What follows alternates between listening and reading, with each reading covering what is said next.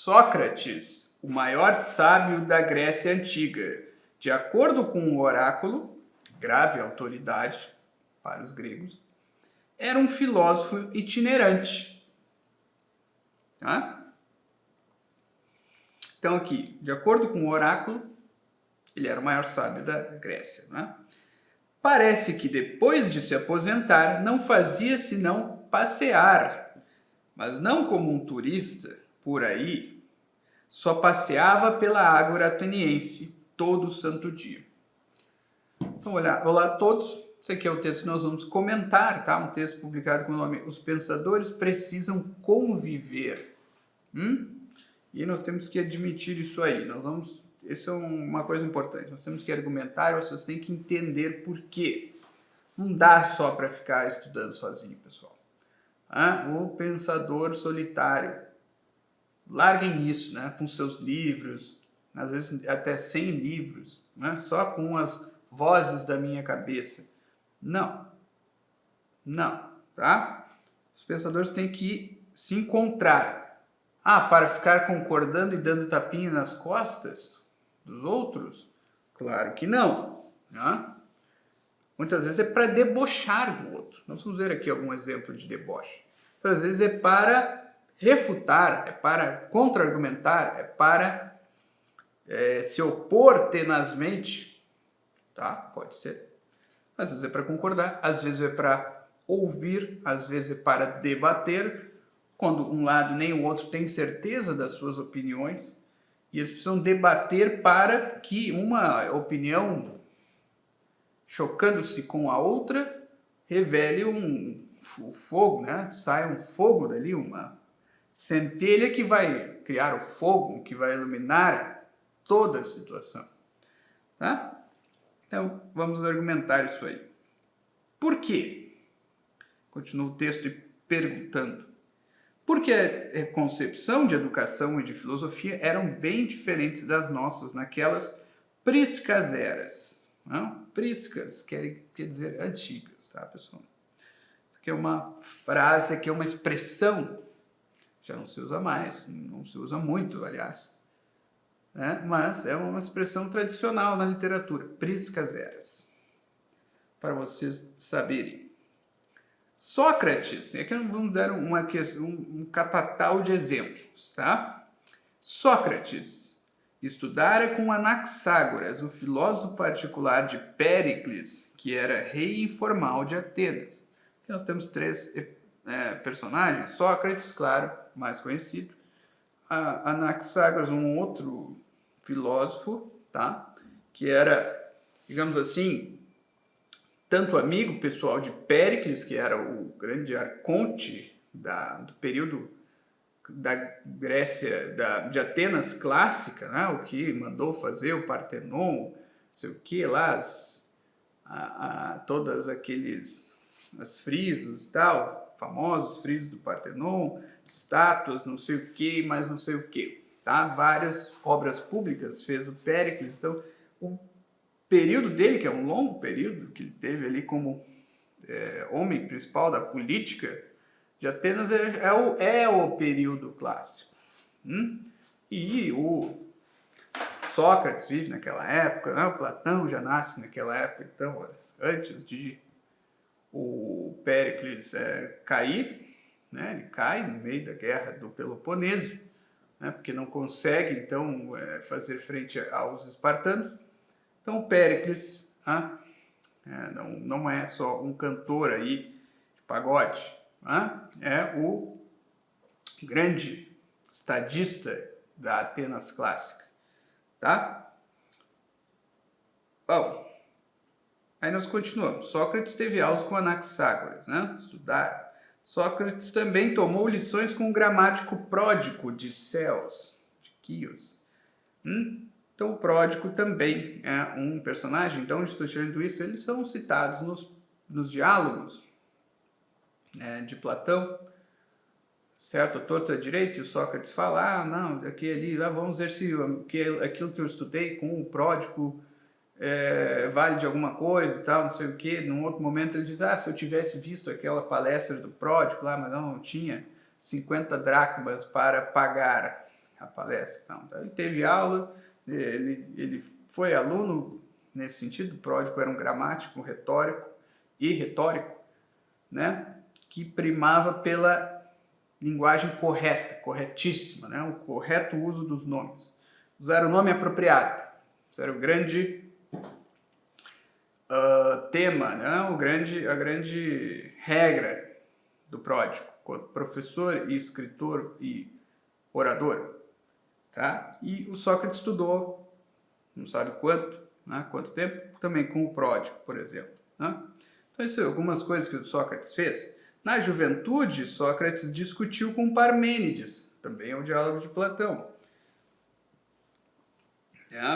Nós estamos aqui partindo do princípio que Platão não inventou esses, digamos assim, esses encontros, tá? E disso surgiu o mais complicado diálogo platônico, ou um dos mais. Daqui a pouco vem alguém me incomodar aí, dizendo não é o outro, isso aqui é mais difícil de dizer. Mas o Parmênides é bem difícil. Bem difícil. Na maturidade, com os sofistas Górgias e Protágoras, teve debates memoráveis. Sim, outros dois diálogos de Platão, né? Górgias e Protágoras, né? Baitas diálogos, né? Até hoje tem muito a nos dizer, o que é incrível, né? Mudou tudo assim, em questão social, histórico, cultural, tudo. E ainda nós lemos esses diálogos aí, puta vida, né? Como é que esse cara tá falando de coisa que eu ainda sinto na pele, sofro aqui para tentar entender. Tá? Esse é o Sócrates, né? Então, ali, na juventude de debate com o Parmênides, é o cara que dizia que tudo era um, que a multiplicidade, que o movimento eram ilusórios, né? Eram ilusórios. Tudo era um, tudo era uma mônada. Né? No fim das contas, a realidade, o ser é um. E isso é tudo que importa, isso é tudo que é real. Né? E o Sócrates debate isso aí. Né? Essa doutrina é, digamos assim, oposta àquela do Heráclito, que dizia que não, nós não entramos no mesmo rio duas vezes. Então tudo está em fluxo, tudo é multiplicidade, tudo é mudança, alteração. Tá? Um pouco mais tarde, Platão e Aristóteles foram professor e pupilo. Né? E até hoje alguns dizem que o pupilo superou o mestre, outros o negam. Platão, por suas vezes, era conhecido de Diógenes, aquele que morava num barril e inspirou Chaves, eu acredito. Né? Diógenes frequentemente tirava sarro do mestre da academia. Então, olha, Platão, nós olhamos hoje, assim, o grande Platão, nossa, né, um dos pilares da nossa civilização. O Diógenes, esse, que tirava sarro até do Alexandre o Grande, tirava sarro de Platão também, né? Pô, tirava sarro do cara que era o cara mais poderoso, né, que podia degolar ele na hora ali, mandar, né? Mas se ele não ia tirar sarro do Platão, que era só um pensador, digamos assim, né? Um cara que não ia, provavelmente, agredir o Diógenes, né? Então diz assim, Diógenes frequentemente tirava sarro do mestre da academia. Conta-se que, inclusive, uma vez depenou uma galinha e proclamou que o triste animal era o homem de Platão, que teria definido, Platão no caso, a nossa laia, nós os homens, como bípede em plume. Isso aí disse, né? Não está em nenhum diálogo platônico que eu saiba, né? Mas está lá no Diógenes Laércio que diz isso aí, né? A vida dos eminentes filósofos. Né? O Platão definia e tal do homem como bípede em plume. Né? Ele é bípede, só que ele não tem plumas, não tem penas, então diferente da galinha, para diferenciar da galinha, digamos assim, que também é bípede. Né? Então, bom, verdade ou mentira, tem essa anedota, e é engraçado, é interessante. Né?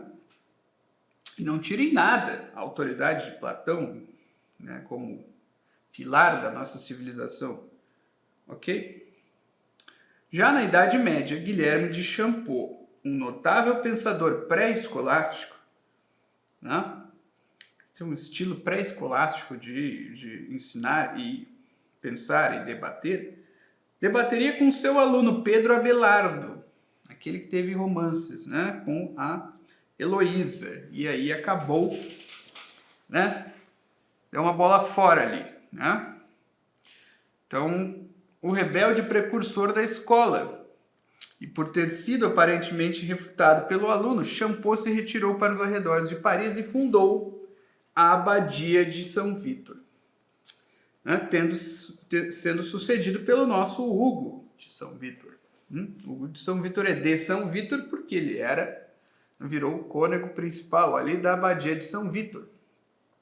Essa fundada por Champeau antes, algum tempo antes, 1 década, 2 décadas antes, tá?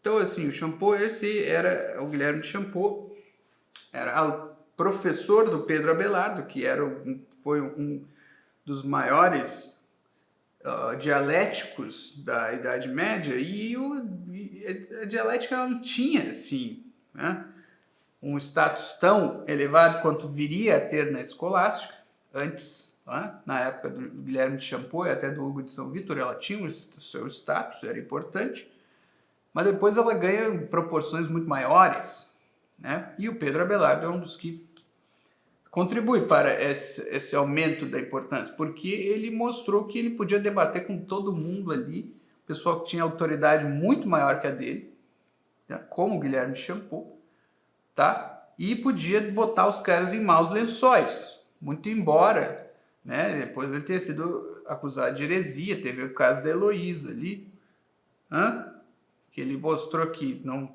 né, podia ser o melhor debatedor, mas não era o melhor cara em controlar a sua luxúria. E aí depois ele foi, né, examinado por influência do Bernardo de Claraval, São Bernardo, né, que não gostava muito dessas ideias aí dialéticas, esse modo dialético de tudo analisar, né, de analisar todos os pontos da fé e ver a fé pelo modo dialético, né? O São Bernardo era um cara mais, né, ele não era fideísta, mas era um cara mais da fé, que enfatizava a fé, a necessidade da fé. Não fica aí querendo explicar tudo e tira, né, da jogada a fé, porque fé é o que Nosso Senhor disse que precisava lá atrás. Então não fica aí querendo explicar tudo por meio da razão aí, que não dá isso aí, né? Tem um limite. Então assim, né? E aí acontece isso, né? Então nós estamos vendo aí, eu estou relatando alguns casos em que alguns encontros-chave aí, mas todo o tempo os intelectuais estão conversando, sejam esses intelectuais filósofos, sejam eles teólogos, e até sejam eles cientistas, né? Estão sempre conversando, trocando ideias, como se diz, dizendo, acho que não é bem assim isso aí que tu está falando, acho que é assado e tal, não sei o quê, mas os caras estão conversando dentro de uma civilidade. Bom, enquanto, né, Guilherme Champeau se retirava para os arredores de Paris, mas saíra da cidade, saíra da sua cátedra na Universidade de Paris, no burburinho de Paris, continua o texto, um quieto estudante chamado Tomás, vindo da Sicília, conheceu um professor chamado Alberto, mais tarde proclamado Magno. Para bom entendedor, não é? E aí ocorreu uma reencenação de Platão e Aristóteles em pleno seio da cristandade. Então, estamos falando de Tomás de Aquino e Santo Alberto Magno. Santo Tomás de Aquino, aliás, peço desculpas. Santo Tomás, mais aristotélico, Santo Alberto, um pouco mais platônico. Embora ambos tenham lido tudo que havia paralelo na época, tanto de Aristóteles quanto de Platão, respeitavam ambos e tiraram lições de ambos. Tanto Santo Tomás não é estritamente aristotélico, como alguns pensam, nem o próprio Santo Alberto Magno, estritamente platônico, não. Ele foi um dos caras que popularizou também o Aristóteles antes do Santo Tomás, mas ele tinha alguns pensamentos-chave dele, em termos de filosofia, eram mais platônicos do que aristotélicos, me parece. Tudo isso para dizer o seguinte, aqui vem o ponto moral da história. os intelectuais precisam conviver, né? Mas eles precisam discutir, debater, se refutar e até, absurdo dos absurdos, concordar uns com os outros. Isso é o mais absurdo. Vocês se leram um pouquinho, ou quando vierem a ler um pouco mais da história das ideias, vão ver que concordância é muito pouco, ou pelo menos é muito pouco enfatizada a concordância entre os filósofos. O que se marca mesmo são as suas discordâncias. Começar lá pela discordância epistemológica do Aristóteles em relação a Platão, que marca o início do aristotelismo. O Aristóteles era o quê? Um platônico, discípulo de Platão, que sai da escola por algumas discordâncias mais ou menos graves em termos de epistemologia. Tá? Bom, o que marcou foi isso, né? Essa discordância. E aí nós temos aristotelismo, platonismo. Olha, muito mais da metade do que o Aristóteles sabia, ele aprendeu com Platão. Muito mais. Mas o que marca é a discordância, tá? Mas eles também concordavam, né? Então o Aristóteles em algum momento diz: olha, o homem mau não pode nem sequer pronunciar o nome do Platão, tá? Isso é veneração, certo? Né? Danem-se aqui as discordâncias, né? O homem mau não pode nem sequer pronunciar o nome do Platão para o Aristóteles, tá? Por outro lado, tem a outra frase também famosa, né? Amicus Plato, sed magis amicus veritatis. Né? Então, sou amigo de Platão, mas sou mais amigo da verdade. Tá? Então, tem tudo isso, né? A vida é complexa. E aí continua. O intelecto se afia pelo contato com outros intelectos em conversações e discussões.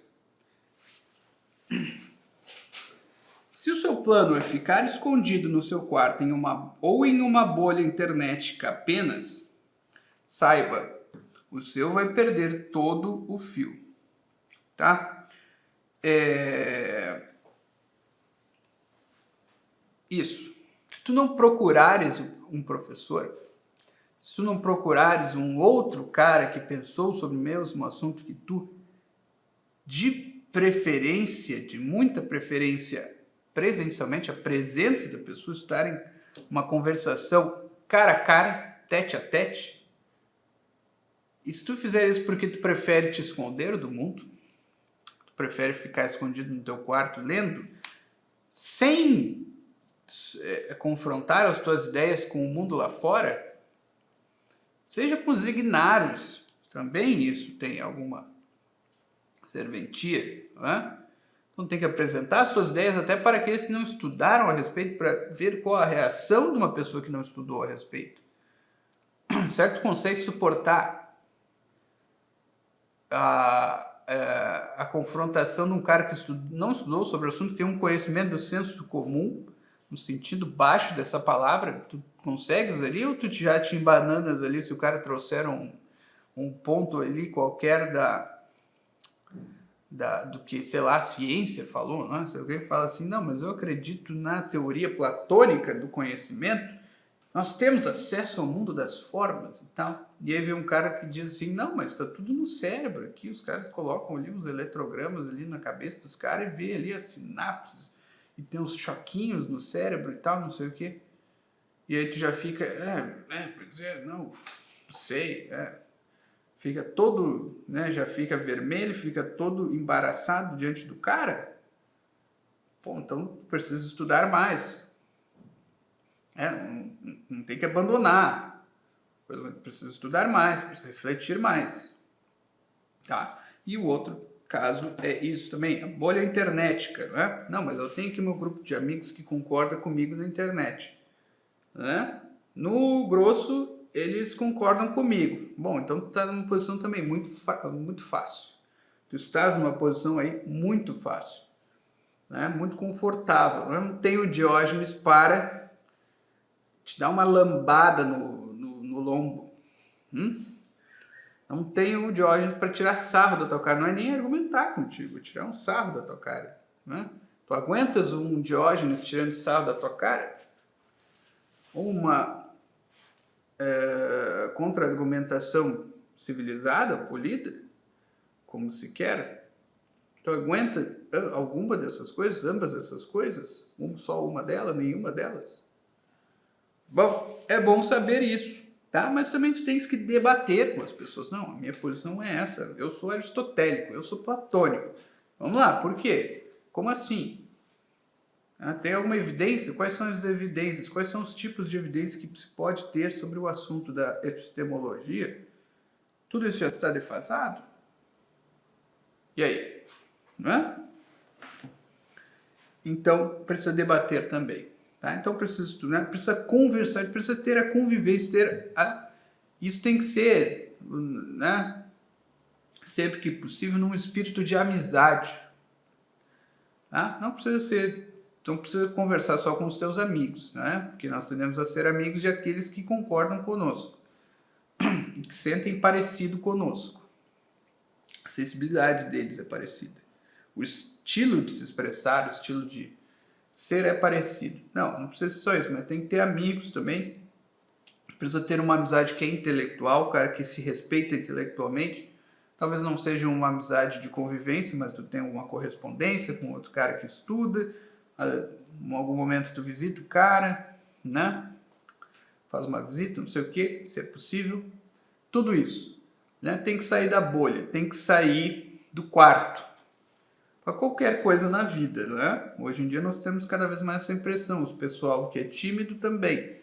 Mais ainda, né? Eu posso me enfurnar no meu quarto, eu posso ficar pedindo comida pela internet, eu posso ficar comprando livros pela internet, eu posso ter amigos pela internet. Não preciso ir lá fora, naquele mundo cão, naquele mundo infernal, onde as pessoas, né? Afinal de contas, o inferno são os outros, né? Preciso disso para a minha vida? Precisa.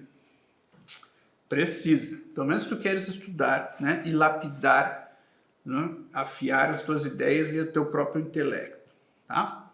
Isso aí é a mensagem. Tá? Essa é a mensagem. Precisa. Tá bom?